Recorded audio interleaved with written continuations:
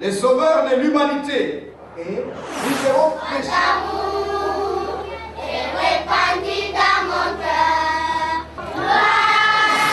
Votre confession, nous vous baptisons au nom du Père, du Fils et du Saint-Esprit. Ceci est une déclaration que Paul fait. Wapenzi wetu, tunataka kuambia kwamba Bwana Yesu Kristo ndiye mchungaji wetu.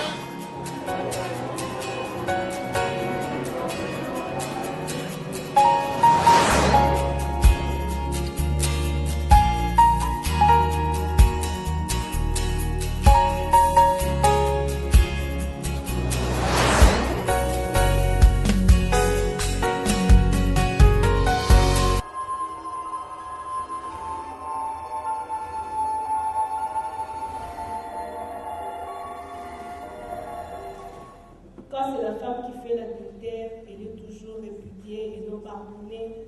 Mais pour les hommes, on demande aux femmes de pardonner facilement.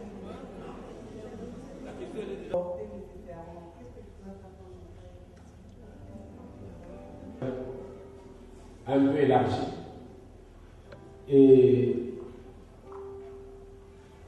nous n'avons pas tous le même degré et niveau de lire, de comprendre, je vais dire, d'assimiler le message et surtout des réponses.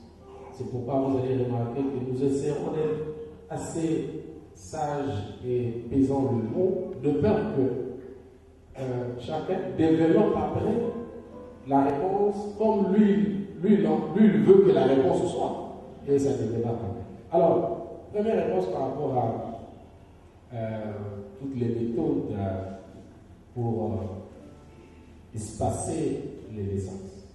Moi, je crois que Dieu lui-même, en mettant, passez-moi les termes, que nos femmes puissent avoir des menstrues à une certaine période, il avait, c'est vrai que beaucoup de gens disent que c'est quand même glissant et compter les jours, c'est pas toujours évident, ainsi de suite. Je crois que c'est déjà une première réponse, même si c'est une piste glissante. La deuxième des choses, c'est dans tous les hôpitaux, je vais dire dans tous les coins aujourd'hui, il y a ces moments, je suis même à la télévision chez nous, où il faut des campagnes. Les campagnes qu'ils font, ce n'est pas forcément avec les préservatifs, parce que vous savez que, passez-moi le terme, une sémence jetée peut apporter la malédiction. C'est écrit dans la Bible. Peut apporter la malédiction. C'est une vie. C'est comme si on a tué quelqu'un. Bon, dire maintenant qu'il y a des trucs tels que pas cerclage, on appelle ça stérilet, des choses comme ça. Hein? Oui, des choses comme ça. Maintenant, il faut réfléchir. Est-ce qu'il n'y a pas de conséquences à la longue par rapport à la santé? Je vous donne l'exemple au Brésil. Au Brésil, sur 10 femmes, 7 sont stériles. Pourquoi? Les femmes n'aiment pas avoir des enfants rapidement. Et sont donc dans ces histoires. Elle est vraiment mariée, mais avec son mari, c'est décide, il faut d'abord qu'on ait une maison, une voiture. Vous savez, les gens réfléchissent même là, ils ne vont pas trop réfléchir. 10 ans après, 5 ans après, ils disent bon, maintenant nous devons avoir des enfants. Et la femme est consciente. J'ai même reçu une mission selon laquelle je devais voir dans mon pays, c'est-à-dire au Congo, si je peux avoir des enfants orphelins et les amener au Brésil pour être adoptés. Bon, je sais que notre loi l'accepte, mais ça demande beaucoup de choses. Mais il n'y a pas de démon, c'est elle-même, ces femmes, qui se sont piquées même les histoires qui les ont rendues stériles. Est-ce qu'il y a une prière à faire à cela? Je ne sais pas, mais comme moi je suis un homme de foi, je peux aussi prier pour que bon, c'est de côté 4 et tout ce ça. Vous savez pourquoi il y a ça prière et aussi? Il y a ça de prière et nous clair. Ça va être prière. Dieu peut exaucer. C'est très important. Nous devons aller plus loin. Nous ne devons pas seulement voir le coup à la croix. Et quand on va prier, Dieu nous donnera un enfant parce qu'on était stérile. Mais Dieu peut aussi arrêter certaines choses pour que nous avancions.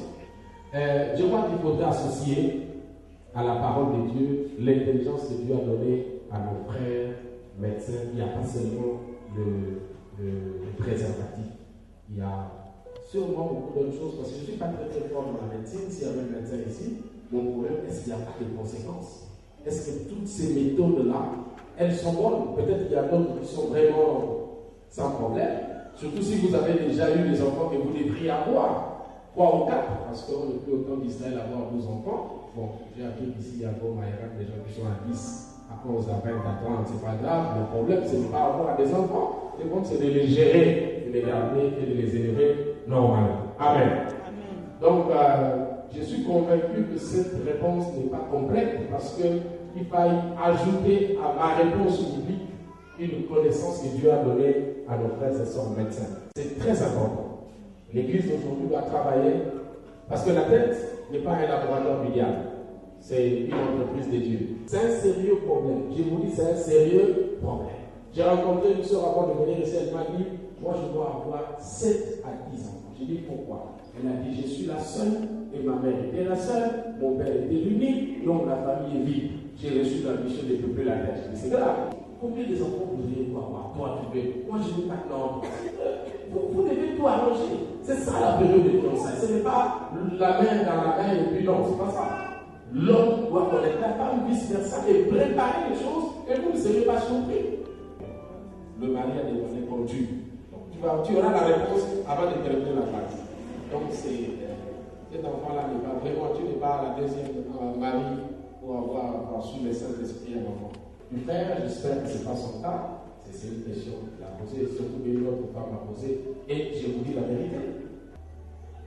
Mais, normalement, parce qu'on pardonne à l'homme. En fait, lui, vous voyez dans le monde spirituel, la fleur qu'a cette femme qui apporte le bonheur dans la vie des hommes. Et quand Dieu dit, c'est lui qui trouve une femme, trouve quoi? C'est pas une blague. Il y a des femmes, quand tu l'épouses,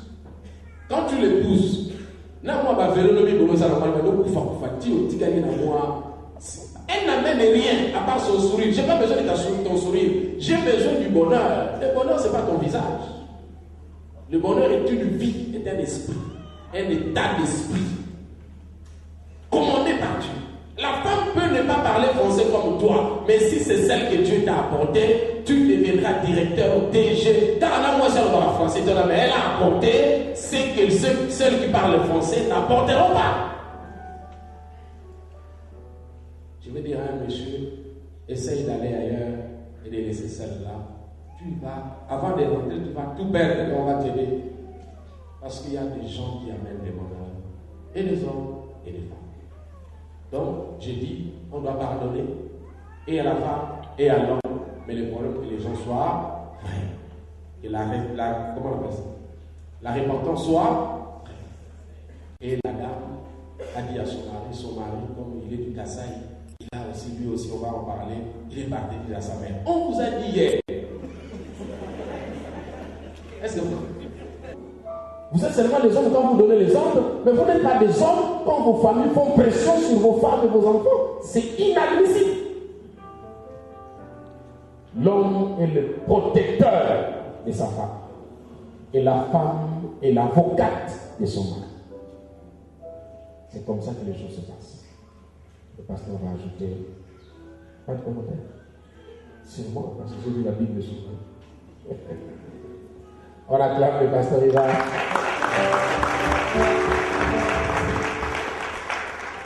fait, il a déjà répondu à la question complètement. Je voudrais juste ranger pour dire il n'y a pas de petit péché ni de grand péché. Et le péché ne se définit pas par rapport au sexe masculin ou au sexe féminin. Et puis le divorce n'est pas une voie de recours pour toutes les choses. Jésus l'a prononcé une seule fois, il a dit, sauf au cas d'infidélité. Mais en même temps, Jésus a parlé du pardon. Il dit, pardonnez 10 fois, 7 fois. Et cela a fait un match nul. C'est-à-dire, vous pouvez répudier pour raison d'infidélité. Maintenant, où est-ce qu'on a mis le pardon? S'il faut répudier, c'est parce qu'il y a une faute. Mais quelles sont les fautes impardonnables? Et combien de fois? Donc, il faut enlever dans notre esprit la pensée de la solution facile, ou qui paraît facile, du divorce. Parce qu'en réalité, c'est une solution qui attire et entraîne plusieurs autres problèmes graves et même insupportables. Vous allez divorcer avec celle-là, vous prenez une autre, et avec cette autre, les enfants deviennent des malheureux.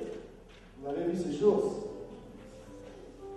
Est-ce qu'il y a des enfants ici ou des hommes qui ont vécu avec les marâtres? Vous voyez même comment on l'appelle?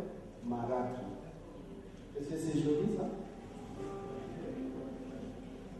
Maintenant, dites-moi et parlez-moi de cet enfant qui a un beau souvenir de sa marâtre.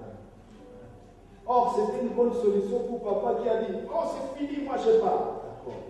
Tu es parti, tu as sacrifié ta descendance. Plusieurs ne veulent plus se marier parce qu'ils se disent: je ne veux pas vivre ce genre de bêtises. En fait, ils voient le mariage comme une bêtise. Pourquoi moi, je n'aime pas les hommes? Quoi? Non. Ce que j'ai vécu, si c'était toi à ma place, moi, je ne peux pas à ta place parce que je dois vivre ça. Voici Dieu.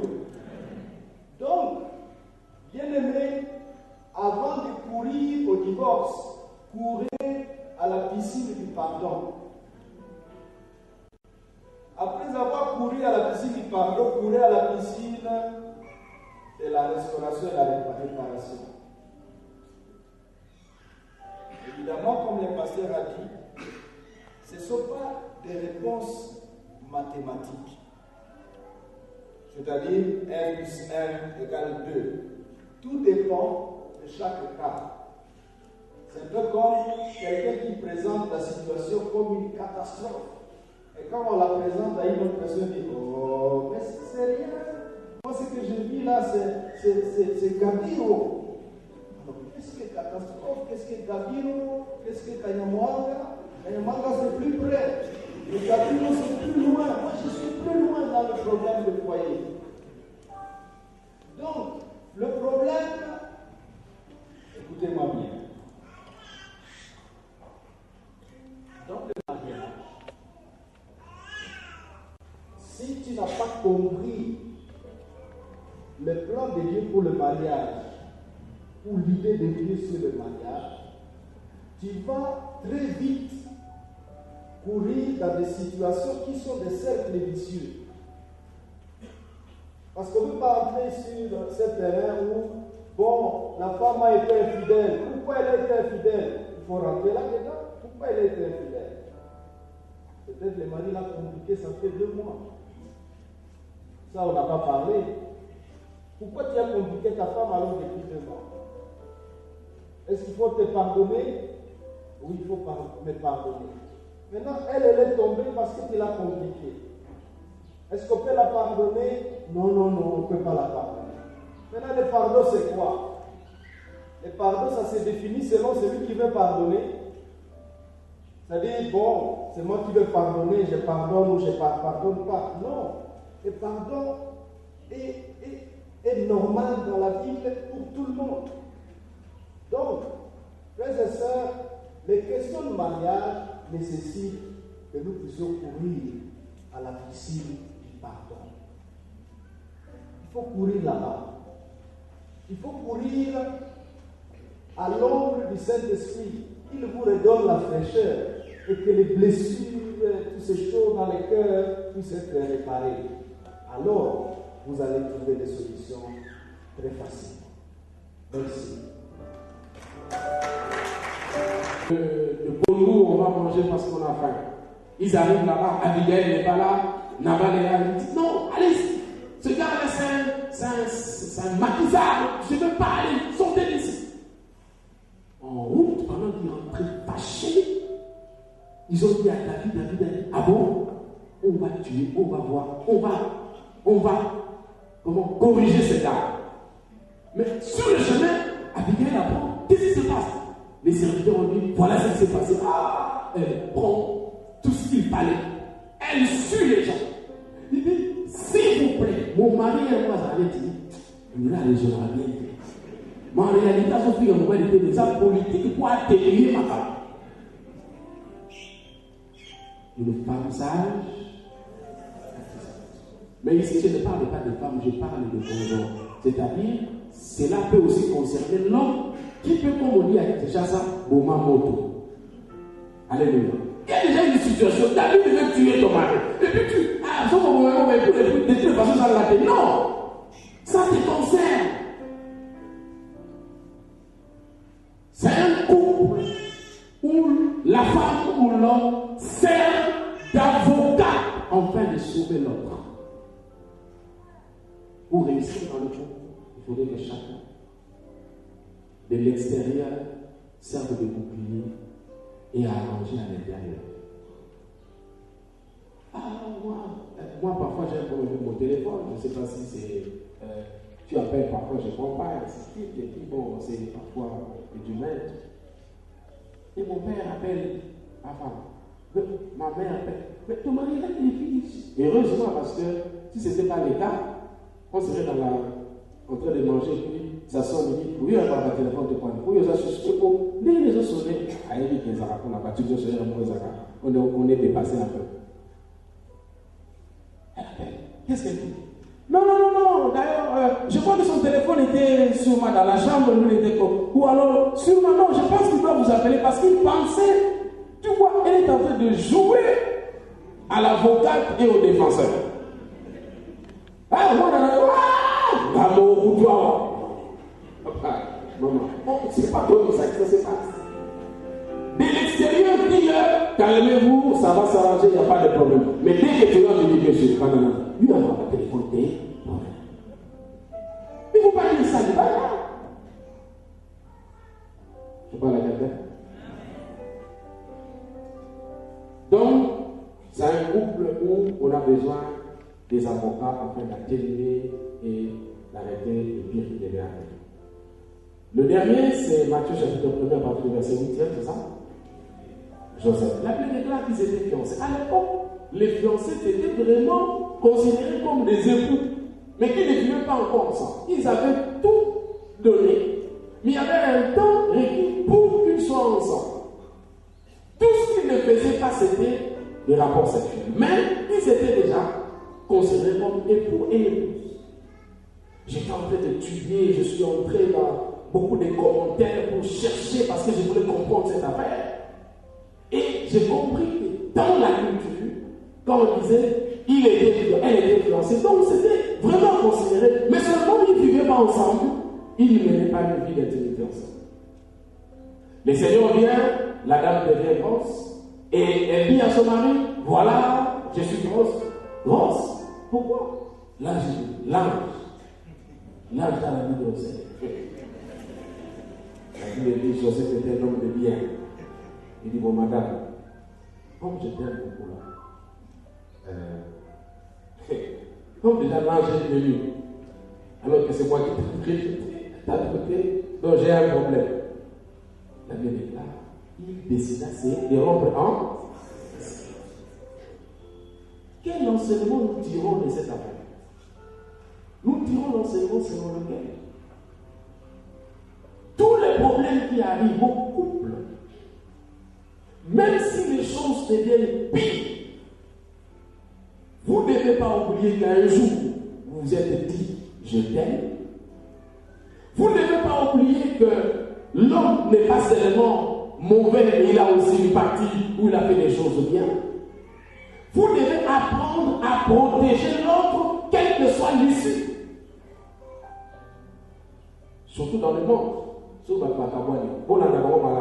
Les gens qui se séparent, surtout dans le monde, malheureusement c'est aussi à l'église. Dès que tu vois, tu ne peux avec Jeannette. Ah! Assieds-toi ici. Amène-moi du jus.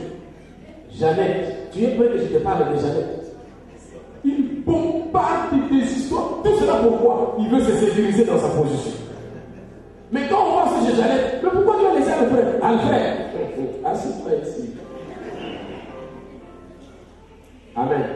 Non, Joseph a dit, même s'il y a des choses que je ne maîtrise pas, mais je dois protéger cette personne. Parce que je l'avais. Et personne ne sait ce qui s'est passé, à part lui, à part elle. Bon, aujourd'hui, qu'est-ce qui se passe dans les mondes? Dès que ça marche par Internet, Facebook, jusqu'au village, tout le monde est au monde. Mais ce que vous oubliez, c'est quoi? C'est quand papa ouvre un bon avec sa femme, il part voir sa famille, il raconte des choses à sa famille. Après 2 jours, la famille haït sa femme. 4 jours après, il vient voir le pasteur, il prie, restauration, pardon. Vous deux, vous êtes demandé pardon, c'est oublié, mais tes parents ne savent pas que vous avez arrangé. Il reste toujours avec l'histoire que Alain Barabiloko a tiré à Mungouate. Et tout calme dans le tour. Mais vous avez arrangé. Mais est-ce que vous avez le temps de réparer à toutes les personnes à qui vous avez parlé? Il est lieu. Il n'a rien dit. Sinon, vous avez un pasteur, vous avez des parents, il faut arranger ça. 10 conseils. Premier conseil que je vous donne rapidement, croire à la réussite de son mariage en le proclamant tout beau. Ça, c'est un conseil purement spirituel. Croire à la réussite de son mariage en le proclamant tout beau. Pour la simple et bonne raison qu'il est écrit, il te sera fait selon ta foi. Bien aimé, de la même manière que vous avez la foi que vous réussirez dans votre carrière politique, dans votre travail, vous devez aussi avoir la foi que le mariage va réussir. Ayez foi. Ça réussira. La Bible dit, si tu crois, tu verras la gloire. Alors si tu veux voir la gloire de Dieu dans ton mariage, pour que ton mariage réussisse, il faut avoir la foi. Que Dieu est avec nous, que Dieu va agir, ça ira, mon mari trouvera du travail, ma femme aura des enfants, et puis nous irons de l'avant, nos enfants seront intelligents. Croire à ces choses. Du reste, dans le couple, vous devez savoir qu'il n'y a jamais eu de femmes stériles, il n'y a que des femmes qui n'ont jamais conçu. Il n'y a jamais de maris chômeurs, il n'y a que des maris qui n'ont pas encore trouvé du travail. Ça veut dire qu'ils trouveront un jour, elle aura des enfants un jour. Ah, j'ai une image d'une histoire d'un grand frère dans les quartiers, étant encore jeune, il a renvoyé sa femme parce que sa femme ne mettait pas au monde. Et 2 ans après, sa femme a épousé un gars. 2 mois, la femme tombe. Alors l'histoire rattrape les gars. Il dit donc, ce n'était pas elle, c'était toi. Vous savez, il y a certaines choses sur le bon moment, on attend ça. Oh. Mais là, on a compris que c'était les gars, parce que les gens oublient qu'il y a aussi des hommes stériles. Vous savez que ça, oui, j'ai envoyé ma femme aller voir le docteur, et toi, tu es pas. Est-ce que tu es pas? Et puis moi, je ne cherchais pas une machine des enfants. Moi, je cherchais une femme à épouser. Donc, ce n'est pas une loi. Oh, non. C'est pas ça. C'était des machines. Je cherche des machines. Elle n'est pas une machine, une femme. Et en plus, dans la Bible, les femmes qui ont mis au monde en retard ont toujours mis au monde des hommes qui ont bouleversé la terre. Est-ce que je parle à quelqu'un ici? Je prophétise que si tu as une femme comme ça, l'enfant qui viendra le devant là, soit l'enfant qui va marquer la génération des Goma et de tous les Congos au nom de Jésus-Christ. Cela est important. Donc, ayez la foi par rapport à votre mariage. Deuxième conseil à vous donner, bannir la crainte de jouer dans ce domaine. Il faut bannir la crainte. Pourquoi? Parce qu'il y a un verset qui dit, c'est que je crains. C'est que je crains. Ah, parce que je ne sais pas, je regarde le frère est bon, mais j'ai comme l'impression que vous aussi m'a pété parce que le balatin me fait beaucoup ça. La Bible dit c'est que je crains, c'est ce qui m'arrive. Tu connais une grande autorité chez nous, sa femme n'a pas de téléphone portable. Ses enfants en ont, les domestiques en ont, lui-même en a 4.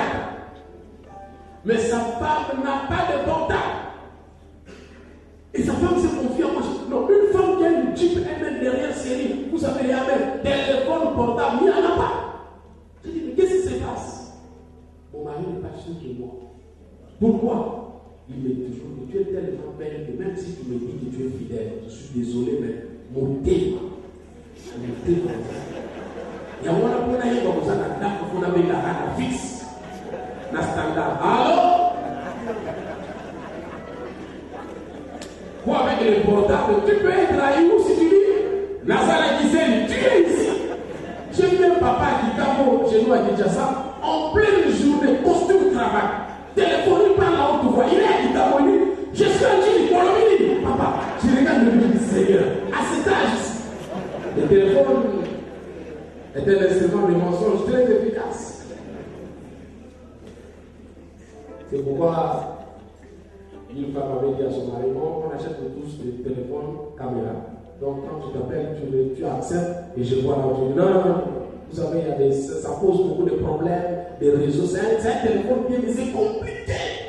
Pourquoi? Parce que il y a des choses. Il ne faut pas craindre, il ne faut pas avoir crainte, il ne faut pas avoir peur. Faire toujours sa part, malgré l'insuffisance de l'autre. Troisième conseil. Si tu veux avoir un mariage réussi, ne fais pas ta part parce que l'autre l'a fait.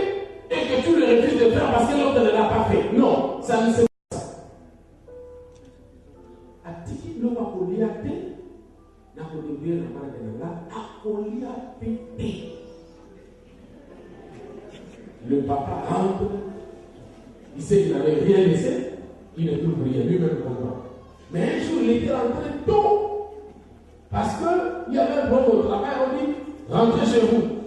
Il trouve que les enfants, avec une urgence, lavaient les assiettes et voyant toute trace qui pouvait annoncer qu'on avait préparé ici, disparaître rapidement pour que le vieux qui n'avait rien laissé trouve qu'il n'y avait rien ici. Malheureusement, il a trouvé moins encore sur la salle. Il y a un problème ici, non? Donc, vous y a la vie. Et la femme dit, continuez de voir. Donc, le lieu d'équité, on y avait. Ça c'est grave. Un gars venait toujours 1h, 2h du matin, et la femme née à Lemba, elle était très agressive, elle avait fait les jurats à l'époque avant de se marier. Quand le mari vient, elle l'ouvre, dès qu'elle ouvre la porte à Kadinaker, à Bendaï Bravo, on a boum, au bout du doigt. Le monsieur a fait comme ça. Il est là, une réunion, de quelle réunion? Oh non! Vous savez ce qui est grave? Le gars était colonel, il a dit, on nous a retenu, j'étais le gars, colonel. Tu sais quand cette femme me disait, il dit, pasteur, oui, je me disais, il dit, maïe ici, là, et c'est là, on s'en qu'il a là, il dit, non. Regarde, j'ai dit.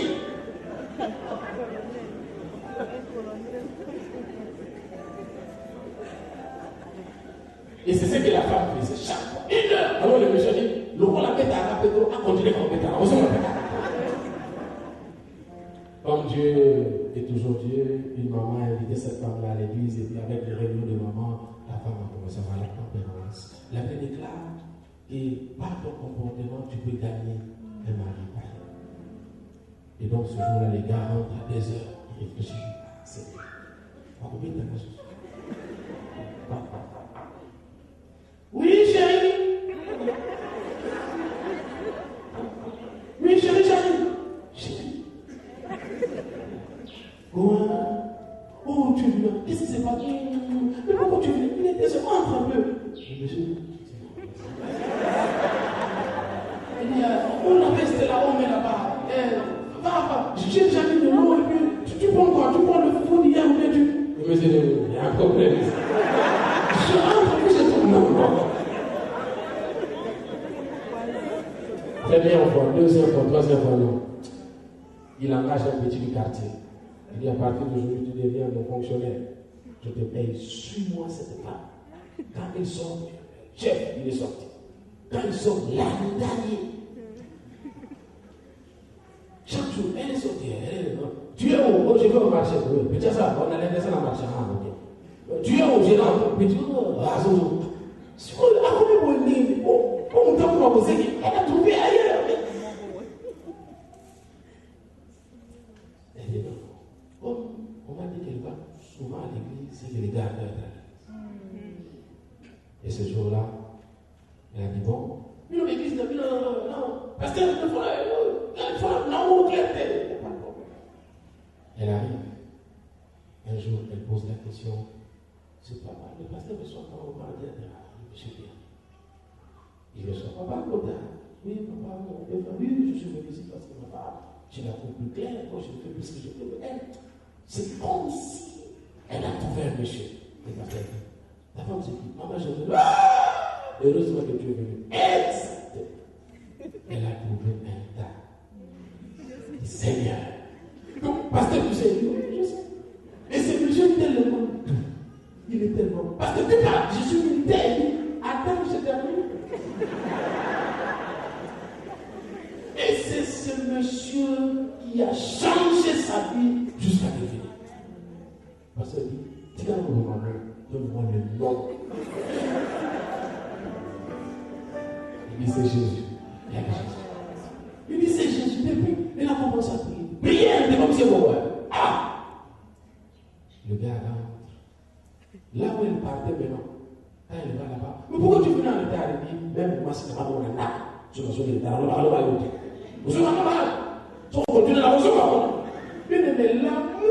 est une puissance qui peut changer le reste. Et c'est comme ça que le monsieur, un jour, un dimanche, les nouveaux venus, levez-vous, l'église dans son hôtel, mais ça Congo. Moi, ça m'a l'air à la sur le téléphone, qui peut tout attends, la raison, là, pour papa Junior, moi, c'est mon mari, maman Georgette. Son mari est venu à l'église. Et puis là, il est resté. Ne marche pas dans la vengeance. Même si lui ou elle ne fait pas sa part, toi, fais ta part. C'est en faisant ta part que Dieu sera de ton côté que Dieu agira. Nous sommes dans le quatrième conseil. Quatrième. Évitez d'associer n'importe qui dans le choix et les décisions en rapport avec ta vie d'époux. Évitez d'associer n'importe qui dans le choix et les décisions en rapport avec ta vie d'époux. Bien aimé, une femme qui a commis l'adultère, chassée de la maison, toi, tu es son ami. Tu pars la voir parce que ton mari n'est pas sérieux. Tu penses que cette femme-là va te donner quelque chose? Jamais. Vous savez, Monica, nous avons fait mon ami. Est-ce que nous avons fait quelque chose? Dis-toi, on n'a pas ça. Nous sommes dans ta vie. Pourquoi? D'abord, elle a quel témoignage? Quelle est sa vie? Pour que tu ailles poser des questions et avoir des conseils. On doit quand même regarder la personne chez qui on va demander conseil.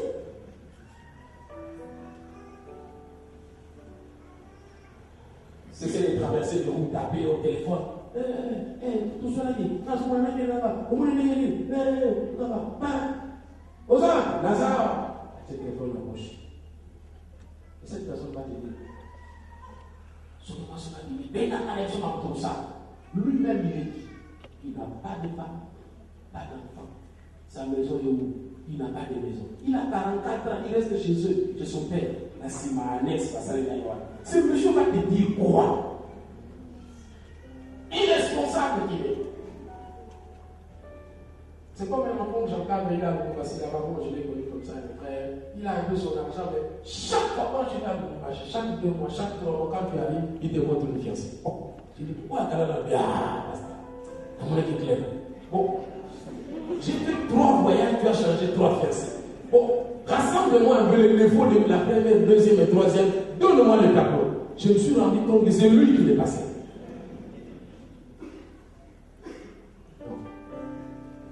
Amen.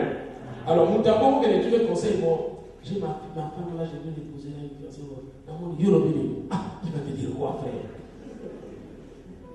Il n'a aucune expertise. 5e conseil. Croire à l'autre malgré ses limites. Je veux parler de la confiance. Un jour, il y avait un couple devant la télévision, on était en train de regarder, et puis voilà, la femme dit, ah, on a montré les États-Unis. Et puis la femme dit, ah, moi je dois arriver à New York, la capitale des États-Unis. Et le mari dit, Zouba, la capitale des États-Unis, à New York, c'est à Washington. Ah, il dit, à Washington, on va parler à New York, à Washington.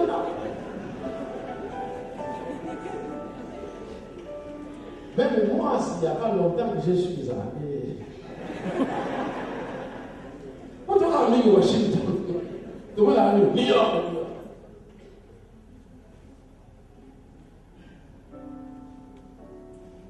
Attends-moi si les affinités.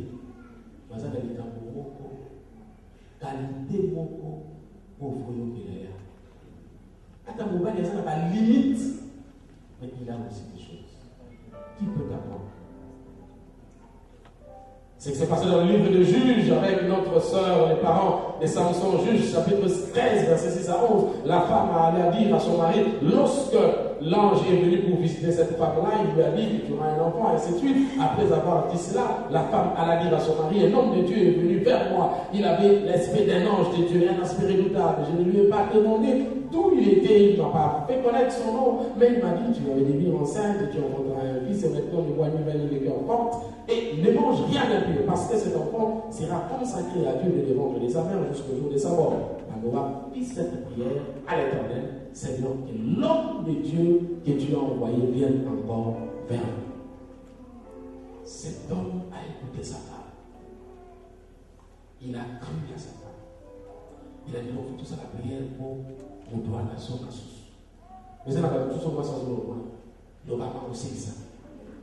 Vous ne pouvez pas dire, est-ce que vous va passer ça là, il va nous botter. Banana bala yo, solo bali comme solo. Et puis voilà, la femme a du mal à parler parce que quand elle parle, personne ne l'écoute.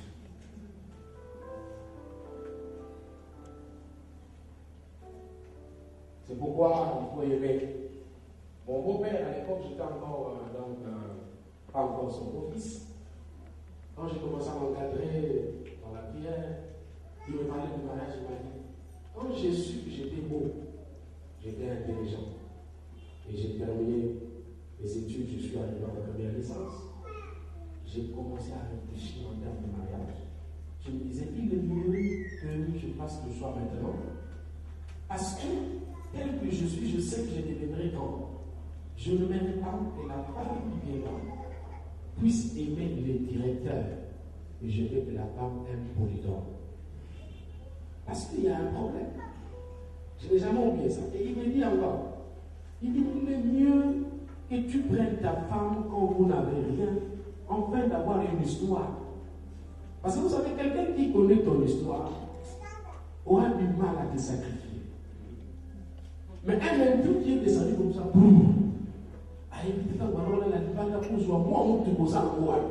il va pousser ça comme ça parce qu'il ne sait pas qu'est-ce que tu as fait pour arriver là. Et quand tu es dans l'église, il trouve là-bas le micro, la tige à chaud de ce que tu as ne pas avoir le constat. Et il dit que vous faites pour là, là où j'étais à l'époque, dans le restaurant. Donc, il ne sait pas quand vous venez, quel sacrifice vous avez fait. Il peut tout bousiller et partir. J'ai aimé un papa qui était sincère avec moi. Il m'a dit, pasteur, j'ai beaucoup de femmes dans ma vie. Maintenant, de ma femme. Sur le marque, on dit, on va pas ta garage. Et puis, il dit, oui. Donc, une semaine, là, voilà. Mais, encore, on a besoin de sous. Donc, il baissait dans ma caméra, on a besoin de sous. La séance de compte est les femmes comprennent dehors. À comprendre de l'autre côté. C'est-à-dire que, la compréhension des. Soit, ça m'a 300 $. Ah, ça m'a 300 $. Mais maman n'a pas de ça, il n'y a pas de problème, tant on reçoit. Mais où est le bain? Tout. Non. T'as un moment où il y a des noms d'habiter. Il faut pas. Donc, les sous, après, maman dit que. Oh, il y a des choses à comprendre, mais oh, il va pas comprendre la carte. Ah, ça c'est grave. Fais ta part. Même si tu as des l'autre a des limites, il n'a pas que des limites, il a aussi des points positifs.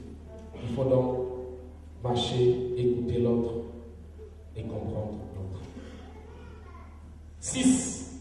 S'investir pour l'épanouissement de l'autre. Vous ne pouvez pas avoir un mariage réussi si tu ne travailles pas pour que l'autre soit élevé à ton niveau.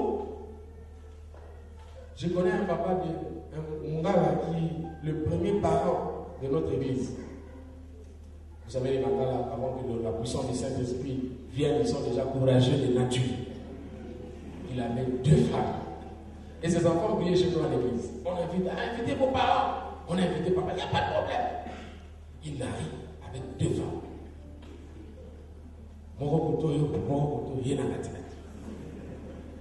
Moi, au début, je pensais que comme la première là, c'était vraiment une maman, la deuxième, c'était je dis non, oui, maman, au moins un autre. Oh, c'était la femme, il m'a dit, pasteur, oui, maman, pour le tout, oui, maman.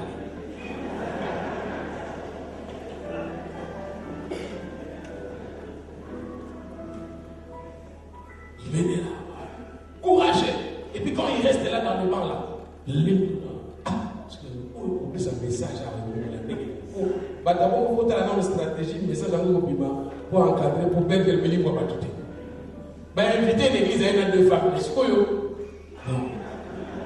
vous allez l'été après un couple, mon pote. Bon, les temps va dans le lit, ça va ça va plus fidèle à pasteur, tout ça, maman, pour t'assister, mais maman, il y a ça là, moi.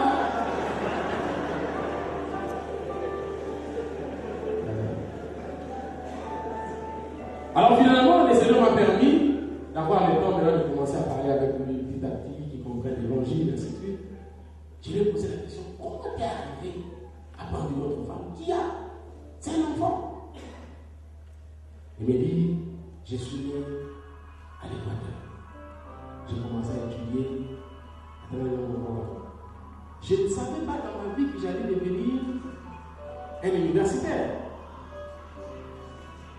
Je ne savais pas non plus que j'allais devenir un cadre à Kinshasa. Yangoana, avant pas la feuille, vous en avez les autres de l'autre.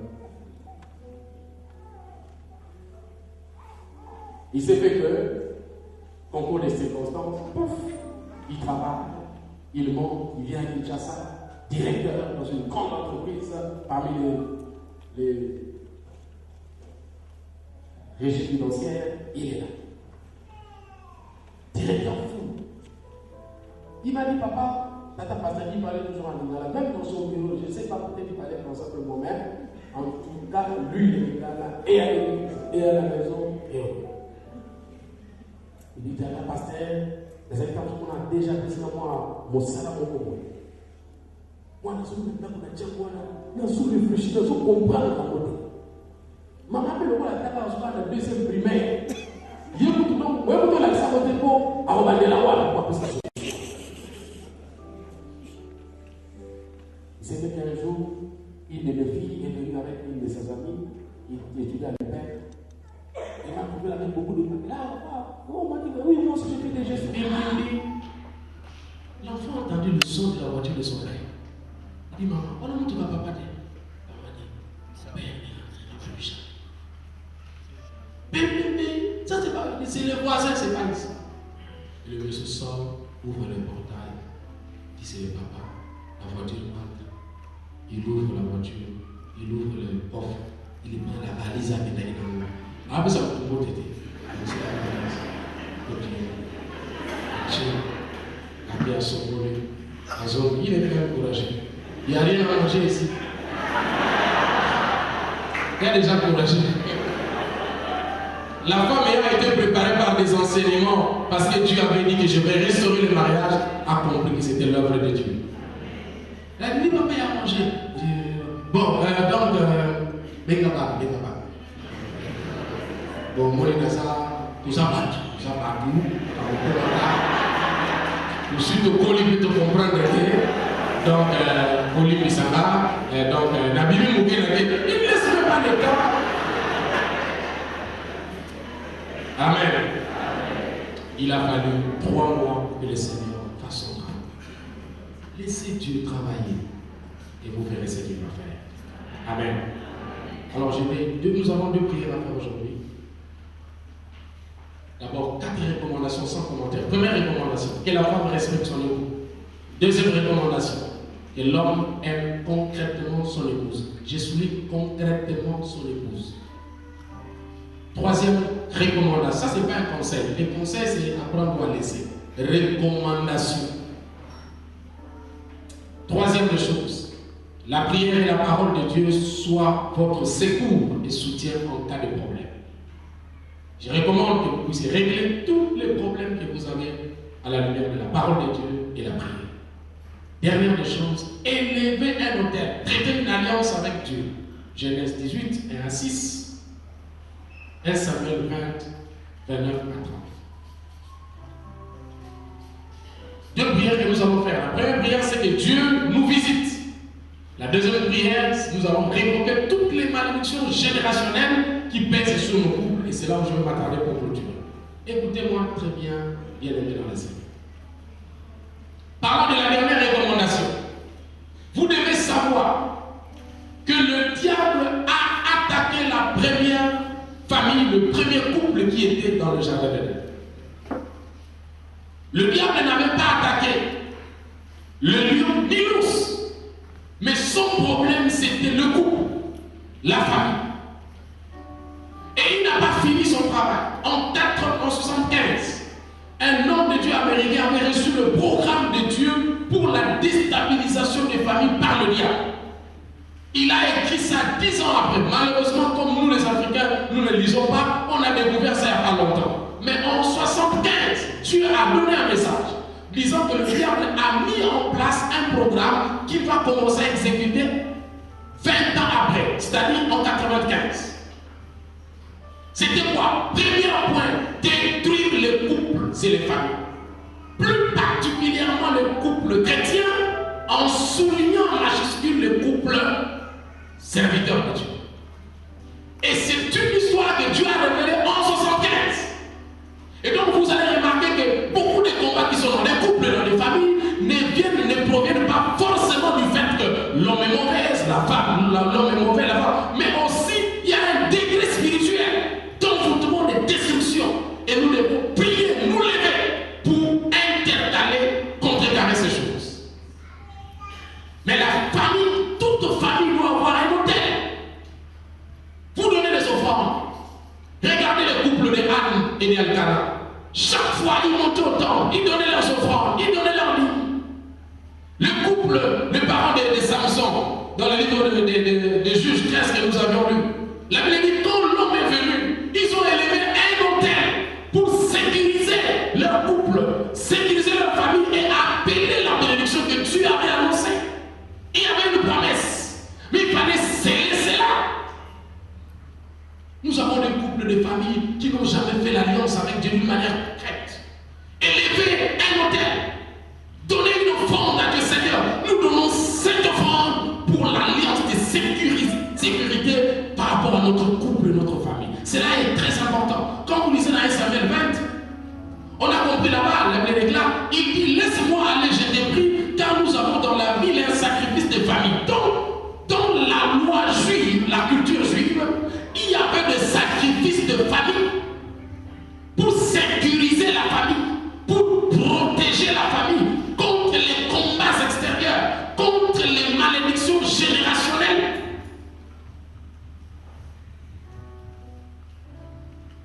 J'étais parti dans un pays, j'ai vu 3 sœurs dans une église, des jolies femmes, des très belles, charmantes, intelligentes, mais elles ne se marient jamais. Elles m'ont dit, pasteur, on ne se mariera jamais. Pourquoi? Non, parce que notre mère ne se marie, c'est pas mariée. Celle-là, son père c'est Jean, moi mon père c'est Claude, l'autre son père c'est Philippe, notre mère et sa grand-mère était comme ça, comme ci, comme ça. Pourquoi? Parce qu'il y a 4 générations avant, notre arrière-grand-mère avait été la femme d'un chef coutumier, elle est sortie avec un sujet du chef. Et son mari l'avait maudit en disant, de toi jusqu'aux femmes qui viendront, personne ne tiendra dans un mariage. Et cette parole est en train de suivre ces femmes, bien qu'elles soient jolies, mais le problème ce n'est pas la beauté, c'est la vie qui dégage une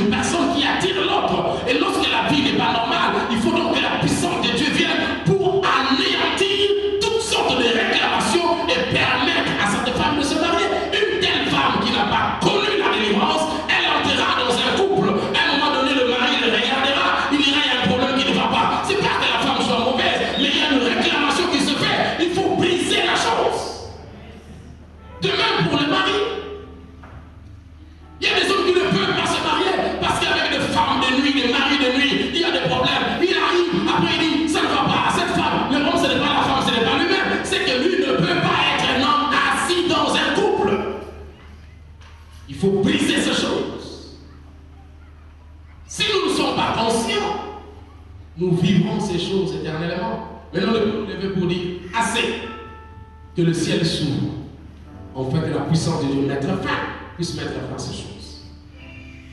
La première, comme je disais, que Dieu nous visite à la manière de Genèse chapitre 18, au premier verset. La Bible déclare alors que Dieu passait, il est venu visiter cette famille, Abraham et Sarah. Ces couples avaient des promesses. Nous avons des familles, des couples qui ont des promesses. Mais il faut une visitation divine à la manière de parents de Samson, Manoah et sa femme. La Bible dit, l'ange est venu le visiter. Je prie l'Éternel ce soir que la visitation divine descende dans la vie de chaque couple, de chaque famille, afin que ce qui était en suspens puisse descendre et se matérialiser. Alors nous témoignerons la puissance de Dieu. J'étais dans une église la fois passée, quand je suis rentré, une femme m'a suivi, une jeune soeur, et m'a dit, pasteur, voici ton fils. J'ai eu peur, j'ai dit, quel fils? Je l'ai eu quand et comment? Elle était tellement solide. Mais maman, si maintenant moi dans le bani, moi dans la vie, quand tu étais passé ici la fois passée, tu avais dit que toutes les femmes stériles, tu vas commencer à les toucher. C'est pourquoi j'ai dit, moi dans la vie, je comprends que l'Éternel est visité.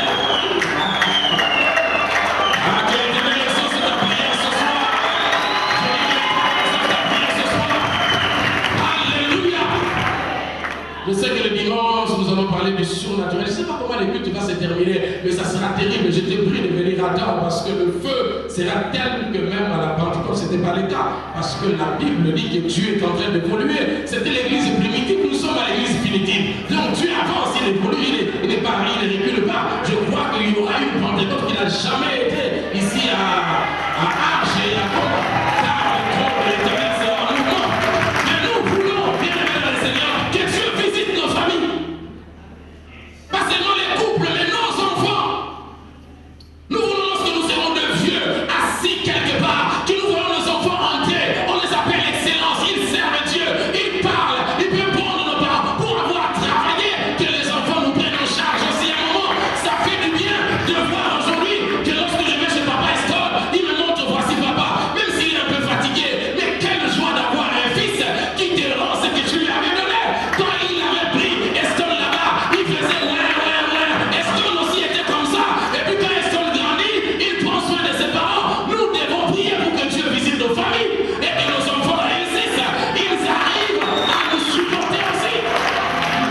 C'est ce que Dieu doit faire en visitant nos familles. Oh, je prie que quelqu'un se lève ce soir avec la prière et la décision de disant, visite ma famille. Dieu Tout-Puissant.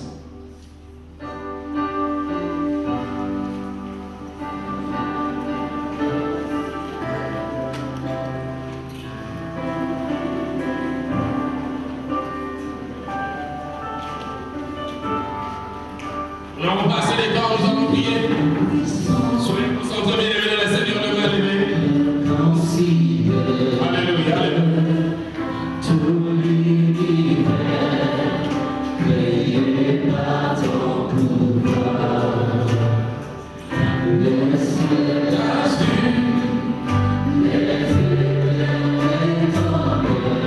Je propose que les gens se rassemblent, se regroupent en famille.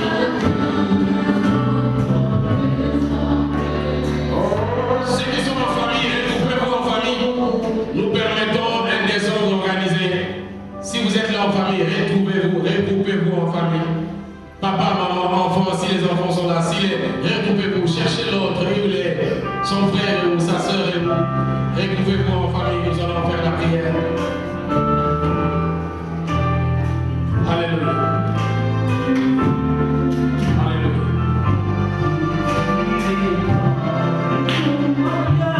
Et tout mon cœur balance des chants, Dieu tout-puissant, qui tu es.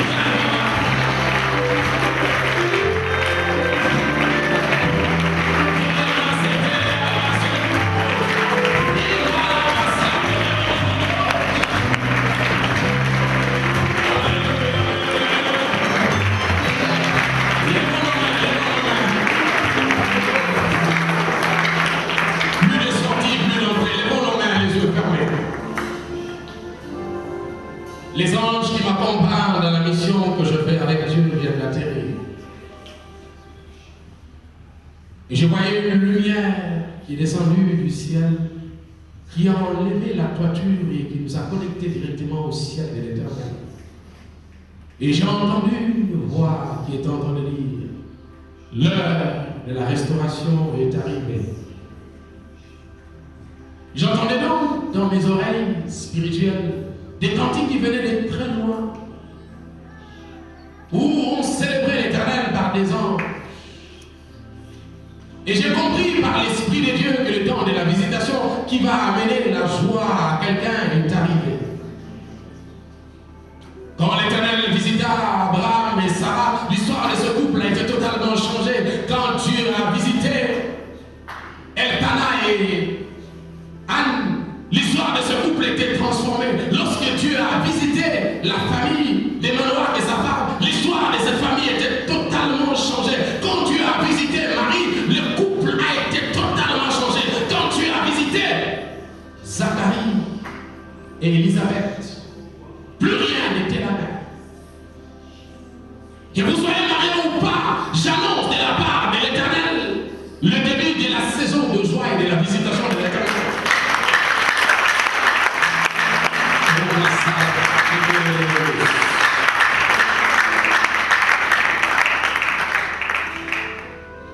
Lève demain.